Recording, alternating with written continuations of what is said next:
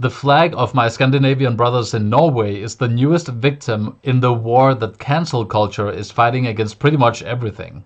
The flag of the otherwise peaceful nation of Norway was being flagged outside a bed and breakfast in the US when several people demanded that it be taken down. The owner of the B&B was waving the Norwegian flag because he's proud of his Norwegian nationality, but now he's taken the flag down. He gave in to the pressure of cancel culture. And oh, by the way, also his United States flag was taken down as well.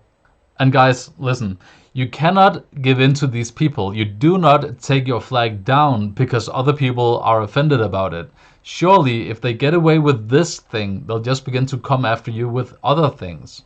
The owner of the B&B said he was put under a lot of pressure and that a lot of people were calling him names, including, you guessed it, racist. Sounds too crazy to be true? Well, it's not. Let's take a look at what happened right after the intro.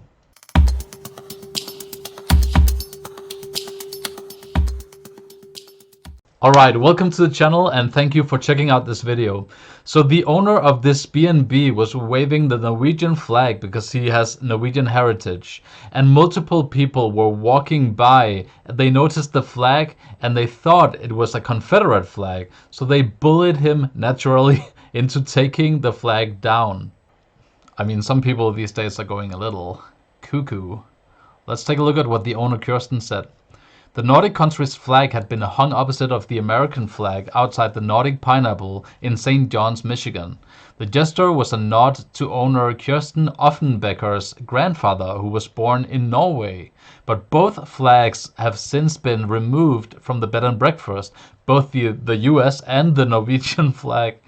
The owners have said that they would have never thought anyone would mistake the Norwegian flag for something else. So they actually end up taking down the Norwegian flag because of the mob, and because they felt so intimidated, they also took down the US flag. This is all going on in the US, by the way. I am very proud of my Norwegian heritage and will fly the flag on special occasions like Norwegian Independence Day, and maybe I will find a less conspicuous place to fly it, but for now we feel that it is the best decision to take it down, said Kirsten Offenbecker on Facebook. No, Kirsten, you can't give in to it. Now, I obviously think that he made the wrong decision in terms of taking down the flag, but he did make a post on Facebook that I think has a really good point, especially in these times. Let's take a look at what he wrote. I urge people to slow down and see the world through less jaded glasses. When we think of the worst before we have all the facts, we lose sight of all of good that is out there that we should find. If you got to know us, you would see that we are very proud Americans who are very patriotic. Greg served this country in the Navy during Desert Storm and was a proud employee for the Department of Homeland Security. We have 2 adopted children who are both black, and we have tried to teach them not to judge on first glance of outward appearances. We love being members of the St. John's community and are heartbroken to have had to make this decision. Given the current cultural climate and the idea that people are judging us based on the misconception of the national Norwegian flag versus the Confederate flag, this is what is best for our family and for our inn.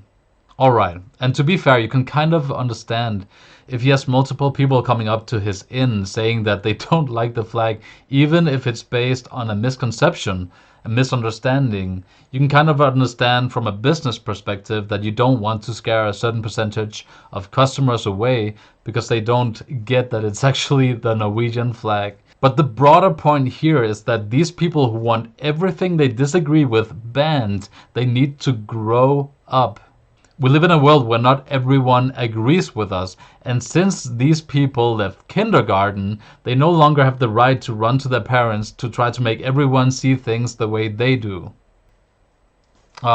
I really don't like it when it's a small family-run business trying to offer a service to make a living, and then these people are coming in from the outside and they're confused about a flag. They can't even tell the difference between these 2 flags, which might have some of the same colors, but they don't have the same patterns. And they just want to burn the whole thing to the ground. They just can't stand it, and they can't leave it until everything is burned down. It's really ironic when these people want to get rid and cancel ideas and thoughts that they don't like, but at the same time they brag about how inclusive they are.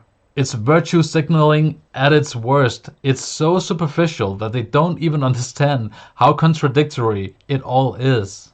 Alright, so at least there are some good news for this US/Norwegian family in terms of the media attention this story got. Most notably, Fox News made a news article and then later on a video about it that made a lot of people stand up and support the business. So it's really good to see with humanity that when people try through cancel culture to tear something down, a lot of other people, the vast majority that are just sane, rational, normal people, are standing up and supporting this small family-run business. That's really good to see. I don't know, guys. This cancel culture thing is really a sickness of the richer part of the West. This is what happens when we don't live in a small wooden cabin and we have like a bear trying to knock down the door and you're fighting for survival. You just have to mind your own business and do what's around you and make sure that you can live until the next day. This is what happens when we don't have anything to do. Then people turn crazy. They want to tear things down that they didn't build themselves. They just want to see things burn. But it is always good to see the vast majority of people standing up to it. Don't let the kids have their way, guys. Don't take down your flags. Don't give in to it, because it's just going to increase. Alright guys, remember to subscribe and thanks a lot for watching. Tomorrow's video will be about how China is performing some indirect attacks on the US and its different allies. So see you in tomorrow's video. Have a great day.